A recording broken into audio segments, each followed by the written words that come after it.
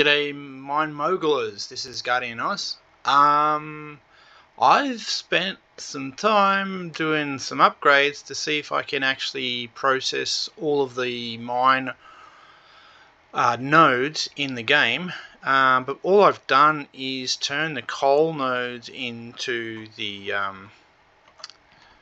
auto miners, these guys, the rapid auto miners, and I'm using the hardened drill bits so they keep going without any fault. If you use the other ones, they can break the drills. So the anyway, stop jumping around, show you what's going on. The sweeper modules have had an update as well in the game since my last playthrough. And yes, this is a completely different playthrough. I really do like the very chill aspect of this game, so I've been watching some YouTube and just catching up on that sort of stuff. I've been sick, and it's been a nice little just something to do while I got access to the computer. Anyway, these two washer tables are able to handle all of the coal that comes through. But the reason why it's split like this is all of the coal breaks into little crushed ore, and the crushed ore going into the filters can clog if you put too much through. So I had to use two filters, and all the filter has in it, which is I've since learned these lids, just pressed F and you can get access to it. I'm just processing the core. So what I'm trying to do throughout the build is only filter what I positively need to filter. How that works in the more extreme section of the factory, which I'll get to. So I'm just doing iron here and I'm just doing coal here. So the input line is quite close. So this is where all the input comes. I've got copper switched off at the moment because it comes in pretty quick and pretty hard. And the physical objects with copper brings it up to about 4,200, and my computer lags. So I thought I'd switch it off before I do a video. The other update, which has just happened in like literally on the 27th, has been to fix up the T sections with a specific part. So this is how I fix the overflow problems, is I have a T intersection part and then put a tall wall next to it so I can keep the wall conveyors continuous. But the new part is now this fella, which has just been introduced to the game, which actually solves the problem which I have in places like this, where you're going to have the main in feed, and it also includes copper ore, so it gets really busy on this intersection, and all of the ore goes up here to get the height that I want to use for filtering, and we load up the ore here as well. And I've actually had to use that same trick for the high single walled conveyors on this sweeper. So just with coal and iron, you can see that it still overflows the bar, so it's getting pretty busy in this point. So that's why we're using the walled conveyor behind it. And this is actually then balanced out to 4 of the large bulk sorters. And then what I've been using in that regard is just using the ore crushers. So I've got I'm not sure which side is what. I think the iron ore is that side and that's that one. And then because it's tall, I've kept the everything else section of the conveyor up high, which then allows me to get stuck.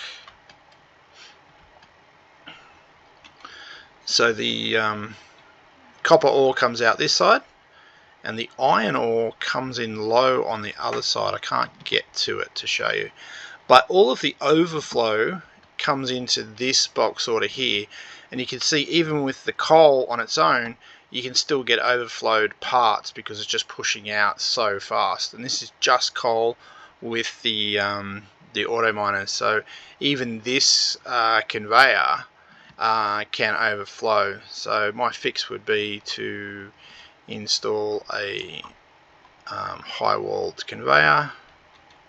Come on, let me do it. so I can actually get the yep, embrace the jank. It is one of those games where it's like Hydroneer, if you've ever played that. Because it's physics objects based, it can create some of those fun functional issues. So that's the shaker table and coal. I'm just doing gold ore down here. So with all the gold nodes in the game, it can outrun a single smelter. So that's what I'm running to, is just break up the gold into its necessarily parts. So what we're looking at here in the corner, where we jump over the wall into the other segment, I'll just get over there, is 5 conveyors. So one is the ore, this closest one. So here again is that T-section issue, which has been solved by that part, and you can see I've used a T-section and an upper wall, which is replaced by this part, which is fantastic. So that update happened on the 27th. So this factory was built over the Christmas break, and what I've got is I've got 2 return conveyors. So this one's returning the iron equipment, the one below it is returning the, above it is returning the copper built equipment. This is the filtered copper ore, and the one below is the filtered iron ore. So again, just trying to split out into different conveyors to make balancing easier. And I didn't want to do that huge filtering segment in this cavern because I didn't want to use up extra space that could be used. And then what I've worked out for throughput is I've actually got 8 smelters here. So there's 1, 2, 3, 4, and it gives me the thing that using more smelters doesn't make sense when you think of they seem to run slow. But what happens over time is the amount of ore that ends up in each smelter slowly balances out, and then eventually you get to the point where you're firing like 1, 2, 3, 4, 5, 6, 7, 8 in that kind of timing, specifically with copper. So this is quite a large layout for iron ore ones, because I'm running the smelters on the other side as well. And one of the hassles is getting slag ingots into the system. So I'm still, even with all that mega filtering, I'm still getting the occasional overflowed ore that's going in the wrong spot. So it's just that whole, once you start running volumes, you do end up with parts that shouldn't be where where they are. So copper being busy as well, I've put in this section, which is right down the back of the cavern, and it seems like a really tight place to put all the copper, and it is, but you can see we could fit 8 smelters in this zone, and just trying to work out what number was good for breaking it up with balances. So even numbers work best for the balances. So this is the primary one, so that splits it to left and right, and then this one splits it into the next 2 things. So it looks like I'm only filtering twice, but I'm actually filtering the same on the other side, and then it's got a primary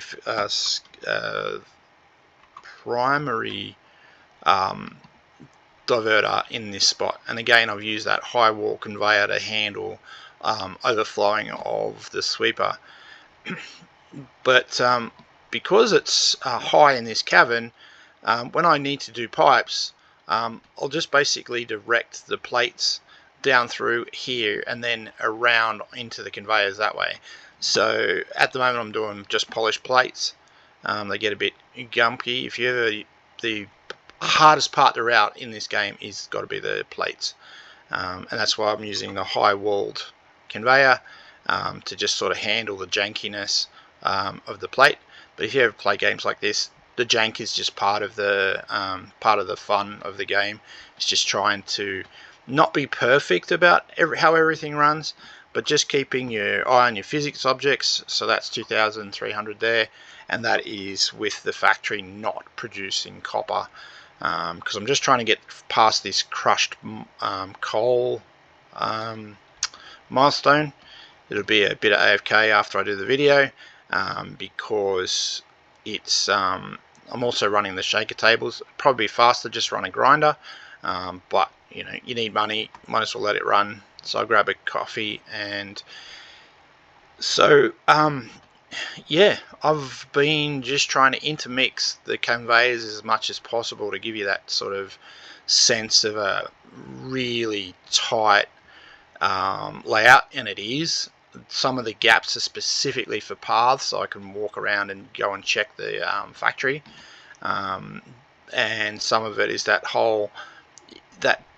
really massive industrial look. I do actually like the look of the primary sorters down into crushers and then into their particular lines. So anyway, that's a view of the what I've learnt so far, tips and tricks, all that sort of stuff for myself. This video is more of a documentation for myself to see how I've done different things. Thanks for watching. See you guys in the next one.